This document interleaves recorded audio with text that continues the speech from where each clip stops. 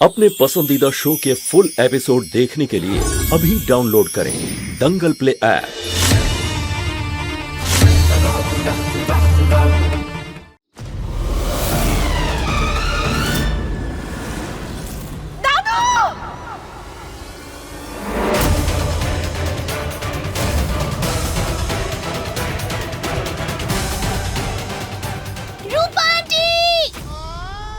রূপা রূপা রূপা কি হয়েছে? রূপা আন্টি তুমি ঠিক আছো? রূপা রূপা কি হয়েছে?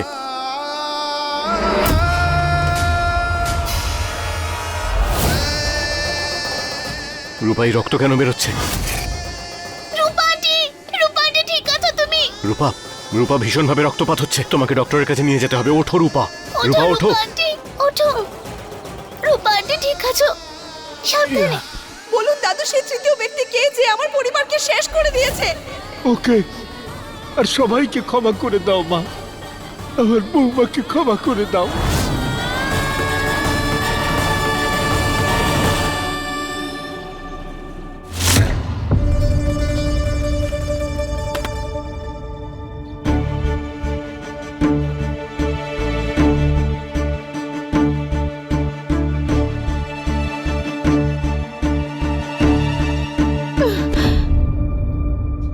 সাবধানে, ডক্টর তোমাকে রেস্ট নিতে বলেছেন। আমি ঠিক আছি বাবা, তুমি বরং রূপা আন্টিকে নিয়ে যাও।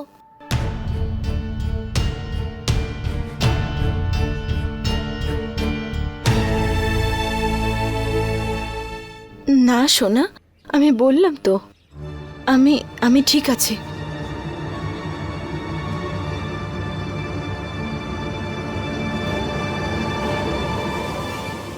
রূপা আন্টি, রূপা আন্টি আমি তোমাকে বারণ করছি না। দেব কি করছো? আমি বলছি তো আমি ঠিক আছি। আরে तेरा मिलना है सब कुछ, न कुछ पाने को बाकी है।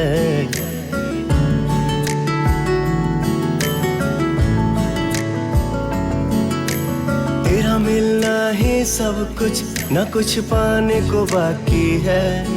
तुझसे ही सांस आती है जीने के लिए। হে ভগবান, ওর কি হলো? সময় ওখানেই দাঁড়াও।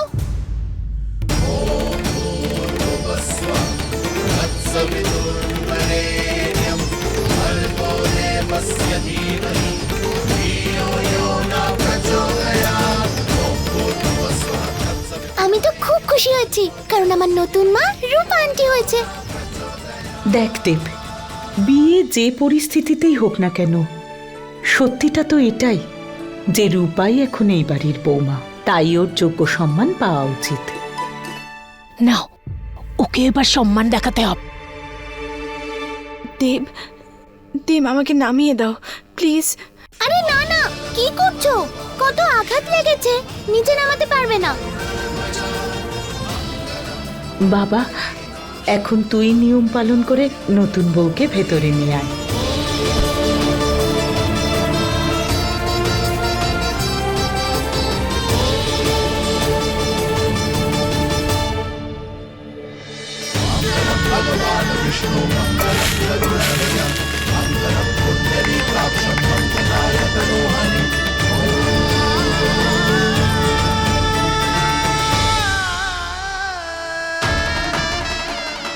দেব, তুই ওকে তোর ঘরে নিয়ে যা আর ওকে একটু বিশ্রাম নিতে দে।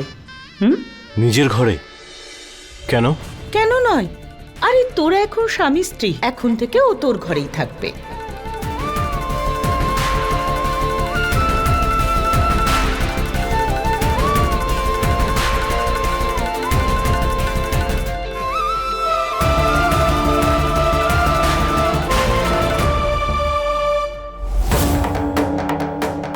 হে Mahadev, thank you so much, তুমি আমার প্রেয়ার শুনেছো।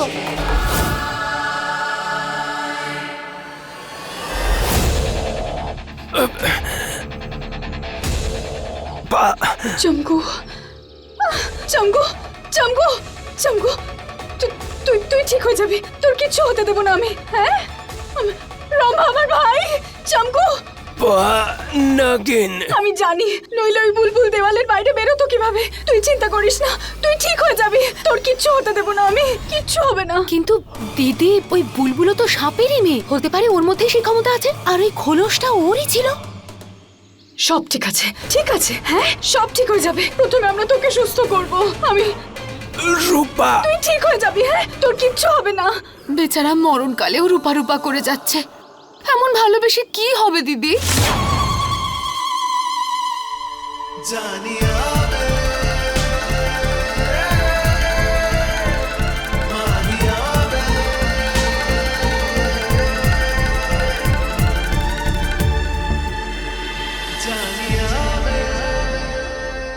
এবার কি সারা রাত আমাকে এইভাবে নিয়ে ঘুরবে নাকি?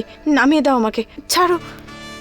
এমনিতেও আমার কোনো শখ নেই বুঝলে, তোমাকে নিজের কোলে তুলে রাখার। হ্যাঁ তো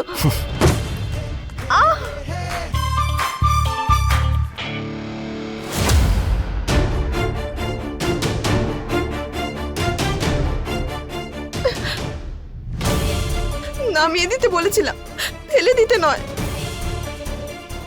আই এম সরি।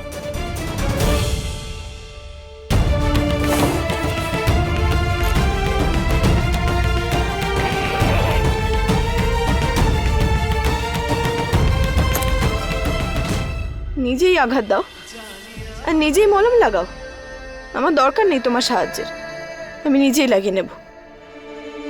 কিভাবে? পিঠে আঘাত লেগেছে তোমার, হাত কি করে যাবে? কাকিমাকে আমি ডেকে দিচ্ছি। কাকিমা, মা। আমার মনে হচ্ছে না কেউ শুনতে পাচ্ছে, আমি করে দিচ্ছি। তুমি? আর কে করবে?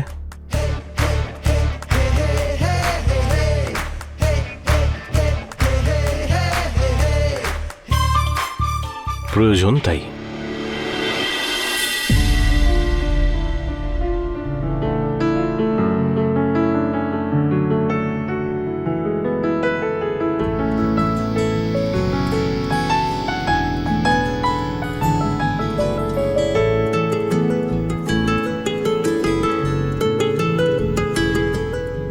तेरा मिलना ही सब कुछ, न कुछ पाने को बाकी है।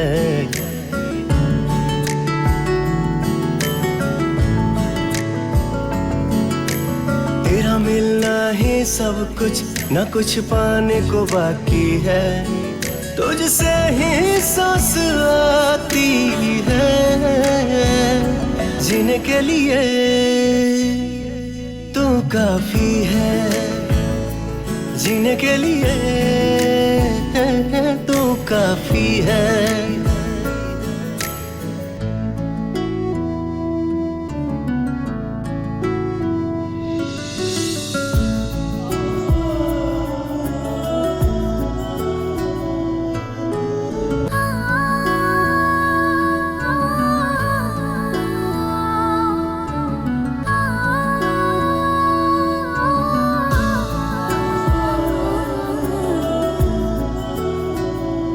मरते दम तक न बदलेगी तुम, वो मेरी आदत हो। दोबारा प्यार ना होगा, आखिरी तुम मोहब्बत हो। अब दिल में आएगा ना कोई, तुम ही रहोगे। चाहेंगे हम उतना तुमको, जितना कहोगे। जीने के लिए तो আজ তুমি এখানে শুয়ে পড়ো বেডে, কিন্তু কাল থেকে ওখানে ওই সোফায় শোবে।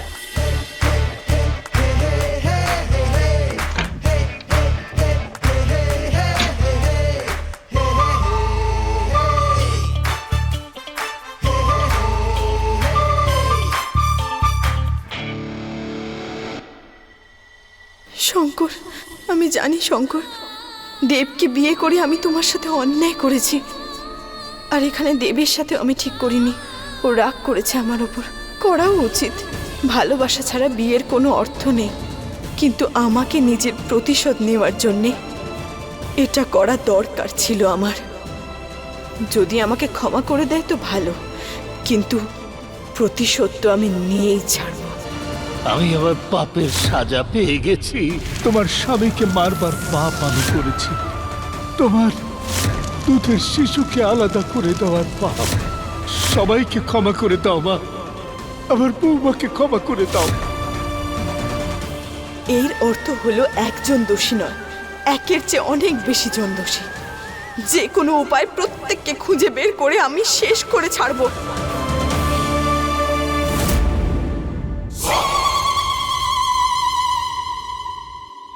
আমি তোকে ঠিক করে দেব, তুই দাঁড়া দাঁড়া। হ্যাঁ, আমি আমার ভাই।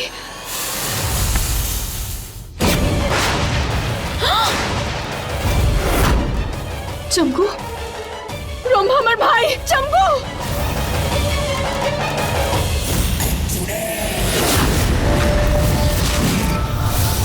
ওই নাগিনকে আমি ছাড়বো না রম্ভা। আমার আরেকটা ভাই চলে গেল, কালকে দোলে ওর জীবন আমি রংহীন করে তুলব। কালকে সর্বশক্তিশালী হয়ে ওকে নিশ্চিহ্ন করে দেব আমি।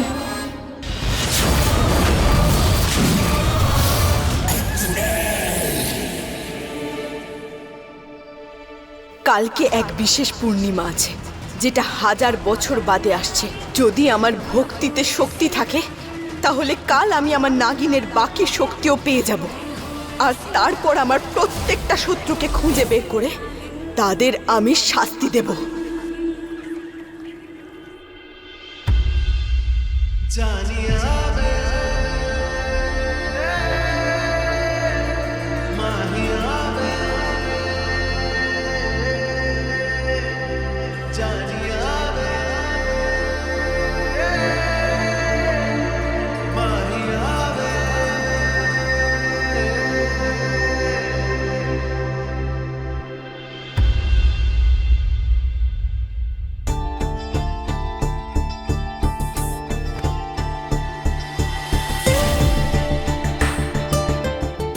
আমার জন্য ওকে এখানে শুতে হলো।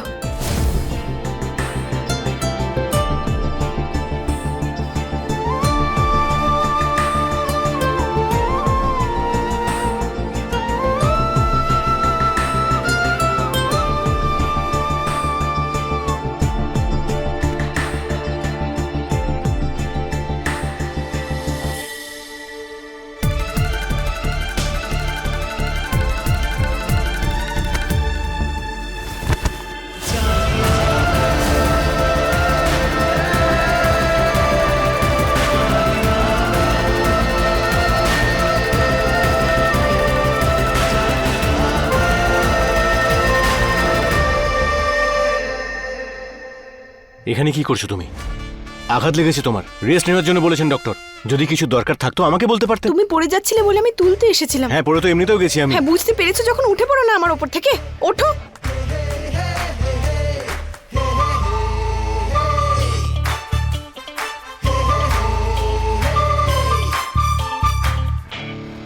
দেখো, আমি জানি যে আমাদের বিয়েটা ভুল করে হয়েছে, আর এই বিয়েটা হওয়া উচিত হয়নি, কিন্তু জানি মোহিনীকে বিয়ে করার জন্য পাগল হয়ে গিয়েছিলে। কি বললে তুমি? না না, আমি কিছু বলিনি। দেব, দেব দরজা খোলো। দেব, কাকিমা এত সকালে? আমি দেখছি। দাঁড়াও, কেউ যেন এটা জানতে না পারে যে আমাদের মধ্যে স্বামী স্ত্রীর সম্পর্ক নেই। তাই সেজন্য দাঁড়াও। দেব দরজা খোলো। দেব, দেব, দেব দরজা খোলো তাড়াতাড়ি।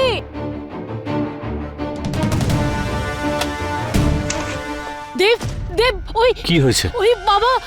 দাদু, কি হয়েছে দাদুর? নিচে এসো।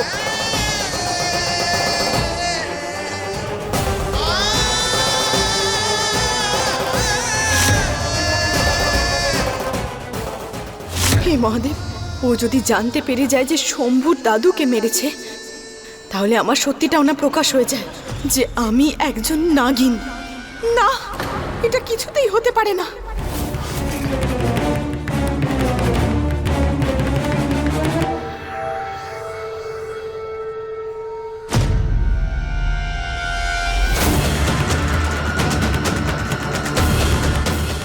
দাদু, উনি বেঁচে আছেন কি করে? দেখো, আমি যা করছি অনেক চিন্তা ভাবনা করেই করছি। এই বাড়িতে আমরা আর থাকতে পারবো না, আর আমার এই সিদ্ধান্ত কোনো কারণেই বদলাবে না। বাবা আপনি এইভাবে। না দেবিকা, এই বিয়েতে আমি মোটেই খুশি নই। দেবের বিয়ে মোহিনীর সঙ্গে হবার কথা ছিল, রূপার সঙ্গে নয়। আমি আগেই বলেছিলাম যে রূপাকে আমি পছন্দ করি না।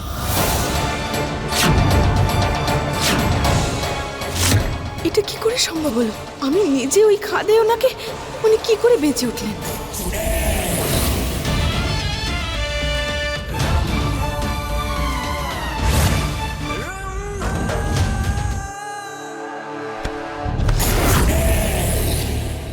এই বাড়িতে জোর জবরদস্তি করে আর মিথ্যে দিয়ে ওর জায়গা বানিয়েছে। কোথায় মোহিনী আর কোথায় এই রূপা? খুব অন্যায় হয়েছে এটা, আর আমি এই অন্যায় সহ্য করতে পারছি না। এই রম্ভা একটু বেশি ড্রামা করছে এবার। আরে মোহিনীকে দেখো, কত সুন্দর, সুশীল, সংস্কারী।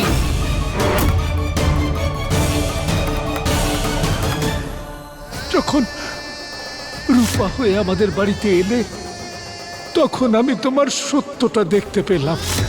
তুমি আর শঙ্কর কোনো দোষ করনি, কিচ্ছু ভুল করনি, না মোহিনীর সঙ্গে না আমাদের পরিবারের সঙ্গে। কিছু তো একটা গোলমাল হচ্ছে। এই রূপা মোহিনীর সঙ্গে অনেক অন্যায় করেছে। ওর অধিকার, ওর ভালোবাসা, ওর সবকিছু ছিনিয়ে নিয়েছে। সেই জন্য এই বাড়ি আর সম্পত্তির অর্ধেক অংশ মোহিনীর নামে করে দিচ্ছে।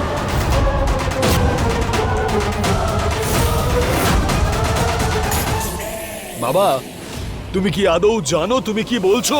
বাবা, এইভাবে কি করে তুমি অর্ধেক সম্পত্তি অন্যের নামে করতে পারো? আরে আমাদের জন্য কি থাকবে? আর অর্ধেক সম্পত্তি তো দেবের নামে আগে থেকেই আছে।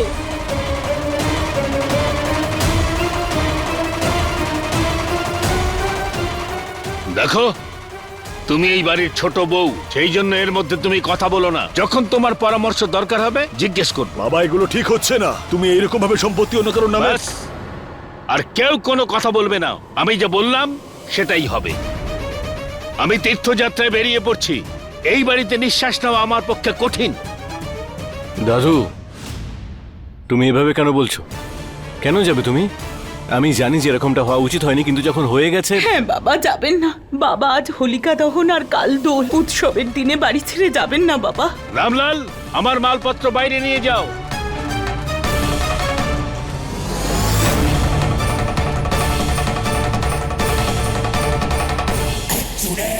মোহিনী মা, তোমার সঙ্গে যা হয়েছে ঠিক হয়নি। এই তোমার দলিল।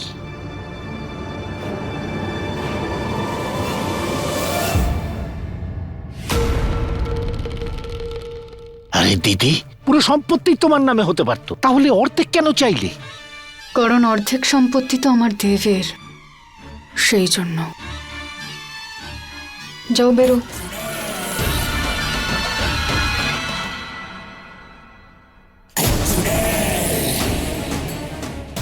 কিছু একটা গন্ডগোল নয়, পুরো ব্যাপারটাই গন্ডগোলে। এটা দাদু হতে পারে না, নিশ্চয়ই এটা রম্ভা।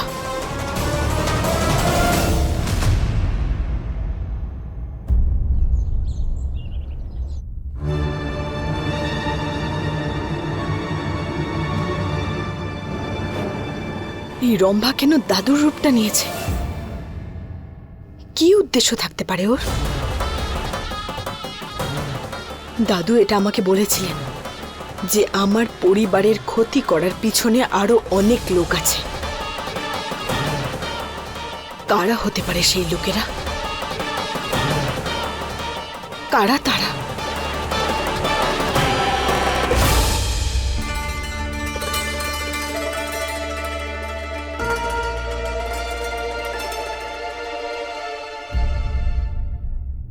এখানে কি করছো মা? আমি আসলে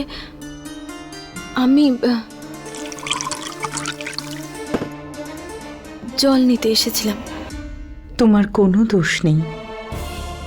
এটা তো মহাদেব চেয়েছিলেন যে তুমি দেবের স্ত্রী হও, আর সেটা তুমি হয়েছ।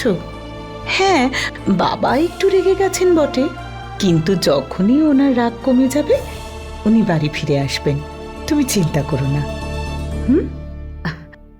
তাছাড়া নতুন বৌমা রূপে তোমার আজ এই বাড়িতে প্রথম দিন, আর জানো প্রথম দিন মানে প্রথমবার রান্না পুজো, তাই আজ রান্না পুজোতে তুমি মিষ্টি বানাও, পায়েস বানাও, হ্যাঁ সবার ভালো লাগবে।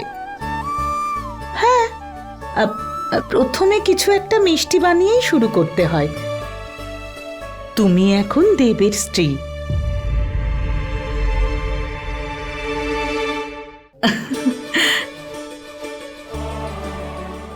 বানিয়ে দেব। সব ঠিক হয়ে যাবে মা। আমি না এই বিয়েতে খুব খুশি। সর্বদা সুখে থেকো। আর হ্যাঁ, আজ থেকে এই চাবির গোছার দায়িত্ব তোমার। নাও। না না দেবিকা ম্যাডাম, এটা আমি কি একে তো নাম, আর তার উপরে দেবীটা সরিয়ে দাও। মা বলে ডাকো আমায়। আর তাছাড়া শাশুড়ি তো মায়ের মতনই হয়, তাই না মা?